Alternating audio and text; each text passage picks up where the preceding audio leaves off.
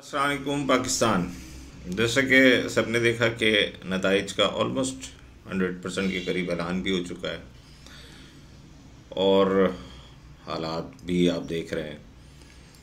सबसे ज़्यादा अफसोस मुझे ये है कि जो कार्रवाई जनरल सरफराज की शहादत के वक्त होनी चाहिए थी उस वक्त नरमी बढ़ती, अपने लोग हैं, समझ जाएंगे, वो ना अभी तक समझे ना आइंदा कभी समझेंगे। लकड़ पकड़ होता है ना, आपने देखा झुंड के झुंड की तरह हमला करता है और वो फिर किसी को नहीं छोड़ता, वो नोचता है सबको, हर किस्म के जानवर को वो नोचता है लकड़ पकड़, और वो अपने भी ज़ात को नोच के खा जाता है।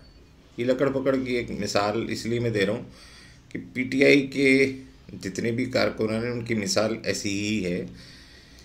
जनरल सरफराज शहीद वाले मैटर पे इन्होंने क्या हरकतें करी, दुनिया ने देखा, हमारा मजाक उड़ा और हमने इनको रिलीफ दिया, हल्का हाथ रखा कि नहीं ठीक है, अपने लोग ने समझ जाएंगे।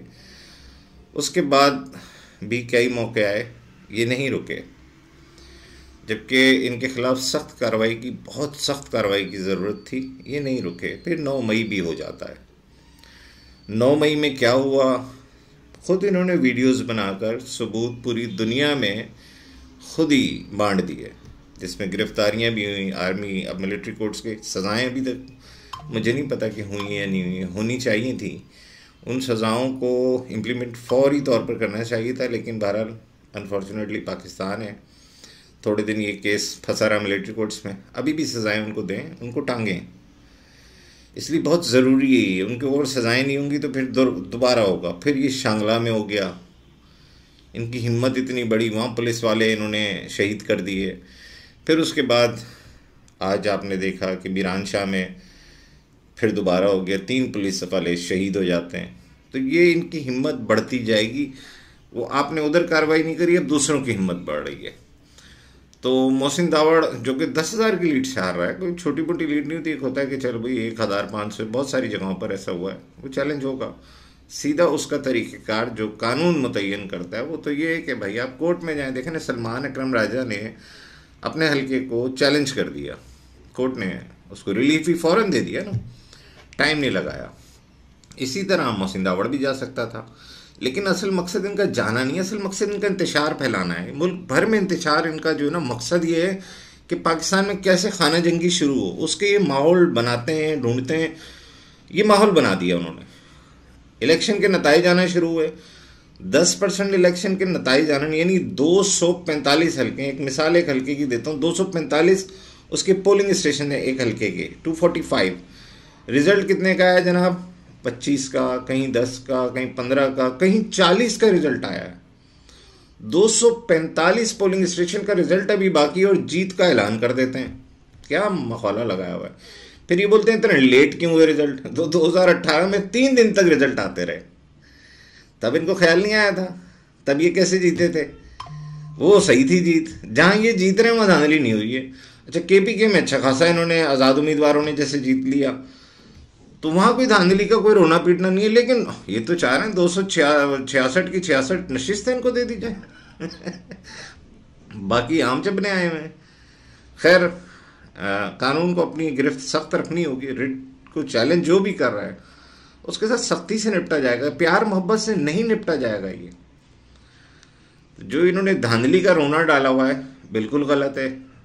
साफ शफाफ इलेक्शन हुए, बहुत साफ शफाफ इलेक्शन हुए, वरना धांधली का मकसद ये होता है ये जो जिनको ये क्लेम कर रहे हैं इनके 90-100 के करीब, वो तो कभी भी नहीं जीत सकते थे। फिर अगर धांधली इसको कहते, भाई इनकी तो सीटें ही नहीं मिली, भाई 90 सीटें 100 सीटें आप क्लेम कर रहे हो, इसका मकसद कि आपके लोग जीत कर आए, मतलब सबसे टॉप मेजोरिटी आज़ाद किए, तो उनको आप क्लेम कर रहे हो, जबकि इसमें से 30-35 तो वैसे ही हमेशा से आते हैं, सारे के सारे इनके नहीं हैं, तकरीबन कोई 70 के करीब इनके हैं, 65-70 के करीब।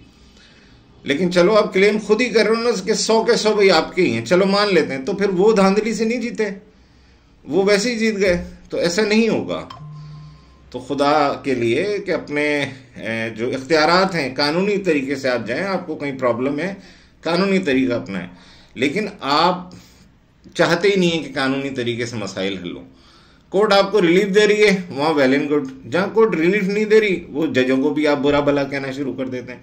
आज लाहौर हाई कोर्ट के कल लाहौर हाई कोर्ट ने उसको रिलीफ दे दिया ना, सलमान अकरम राजा को, ऑन के खिलाफ, ऑन चौधरी के खिलाफ। तो भाई आप भी जाएं जहां जहां आपको है खदशात, फॉर्म 45 लेके जाएं। कराची का मैं कुछ हल्कों का मैं तो खास बता सकता हूँ, 1-2 हल्कों का जो मेरे हल्का है जैसे, तो इसमें इनका पोलिंग एजेंट ही नहीं था, तो फॉर्म 45 के अब खाक पेश करेंगे ये। फॉर्म 45 तो पोलिंग एजेंट के पास होता है, तो इनका तो पोलिंग एजेंट ही नहीं था बास जगह पर, तो इनके तो बहुत सारे पोलिंग फॉर्म 45 भी जाली हैं, क्योंकि अब कोर्ट में जाएंगे तो पता चलेगा ना कि फॉर्म 45 लेके तो जाए जरा। ये इतने माहिर हैं जालसाजी में कि जिसकी कोई इंतहा नहीं। वीडियोस पुरानी लगाएंगे, पुरानी वीडियोस को आज का बता रहे हैं। एक वीडियो हमने 3 दिन 4 दिन पहले, इलेक्शन से 1-2 दिन पहले लगा दी कि ये करने जा रहे हैं। वो साबिर शाकिर जैसे नमूने हाकर, पता नहीं सहाफत कहां से आ गई, वो तो है तो हाकर, वो उसने लगा दी देखी जालसाजी। मतलब इतने बेशर्म है कि ऑलरेडी वो वीडियो वायरल है तो उसको इस्तेमाल कर रहे हैं। मतलब इतनी बेगरती की इंतहा, अंदर एक वीडियो दिखाते हैं दूसरा हिस्सा उसका नहीं दिखाते हैं। प्रॉब्लम ये है कि इनका मकसद पाकिस्तान में खुशहाली नहीं है, इनका मकसद पाकिस्तान में किसी तरीके से भी खाने जंगी स्टार्ट कराना है। अब ये सिक्योरिटी फोर्सेस को चाहिए, इनके साथ नरमी से नहीं निपट सकते आप, ये सख्ती वाले हैं। इनके ट्वीट्स देखें आप कुछ लोगों के, वो एक बैठा है चौधरी बना हुआ, इसका बाप भी चौधरी के उधर करीब नहीं भटका, चौधरी बना हुआ, पाकिस्तान के खिलाफ मुकम्मल मुसलसल ट्वीट्स कर रहा है, लेकिन इदारे खामोश हैं। और खासकर FIA साइबर क्राइम क्यों खामोश है, मेरी तो समझ में नहीं आती है। FIA साइबर क्राइम को जगाएं सर। ये मैं आप आर्मी चीफ से दरखास्त करूंगा और चीफ जस्टिस ऑफ पाकिस्तान से दरखास्त करूंगा और वजीर आजम, निगरान वजीर आजम से दरखास्त करूंगा कि FIA साइबर क्राइम को झंझोड़ें भाई, कि वो सोशल मीडिया पे पाकिस्तान के खिलाफ वो नमूना जो है चौधरी साला, उसकी नमूनेबाजी है ये देखो कि घर बैठे कर रहा है। बाहर निकलना जरा तू, कहीं एक जगह पे भी नजर आ रही है तो जहाज में किसी को। इसी तरह ओवरसीज है, वो तो पाकिस्तान आने ही नहीं, इनको तो पाकिस्तान से कोई ताल्लुक नहीं, चलो छोड़ो दफा करो। वो वजाहत सियालकोट के लिए क्या लिखता है, चलो शुक्र है हमारे साफियों ने उसको खुद रहा तो सही। एक नमूना बैठा हुआ, उसको चाबी कौन दे रहा है सबको पता है, वो मीर, उसको चाबी कौन दे रहा है सबको पता है, लेकिन बोलता कोई नहीं इधर। मैं बताता हूं, उसे सरदारी चाबी दे रहा है। अब ये जो आजाद जीते हैं, कानून क्या कहता है इनके लिए बड़ा क्लियर है। इन्होंने किसी सियासी जमात में जाना है, मंडी लगने वाली है सियासी जमात, वो पीपल्स पार्टी भी हो सकती है, वो नून लीग भी हो सकती है, वो कोई सी भी जमात हो सकती है। सारे आजाद ने जीत के वहीं जाना है। हुकूमत वही बनाएगा जो आजाद उम्मीदवार अपने पास रखेगा। अब देखते हैं गवर्नमेंट कौन बनाता है, लेकिन जो भी गवर्नमेंट बनाएगा मजबूत गवर्नमेंट बनेगी इंशाल्लाह। और पाकिस्तान, मुझे बहुत होप्स है मेरी कि पाकिस्तान अच्छा जाएगा अभी, और इंशाल्लाह ताला जो भी गवर्नमेंट बनाएगा, चाहे वो XYZ पीपल्स पार्टी बना ले, नून लीग बना ले, आजाद के साथ मिलकर ही बनाएगी, तो मुझे उम्मीद है पाकिस्तान आगे की तरफ जाएगा, मूव फॉरवर्ड। तो लेकिन ये जो इंतशार फैलाने वाले जो लोग हैं, चंद अनासिर, इनको काबू करना बहुत जरूरी है। लेकिन इनको काबू आप प्यार से नहीं कर सकते, इनको काबू इन्हीं के तरीके से करना पड़ेगा।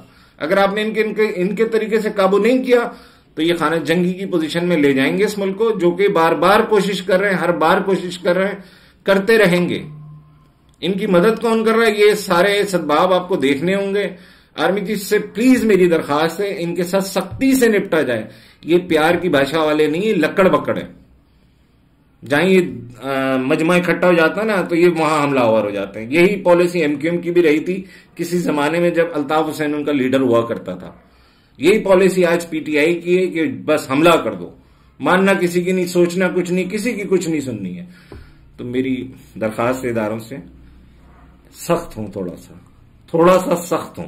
नहीं सख्त होंगे, वैसे तो बेरहम होना चाहिए इनके खिलाफ कार्रवाई, लेकिन थोड़ा सा तो सख्त हूं खुदारा। Thank you very much.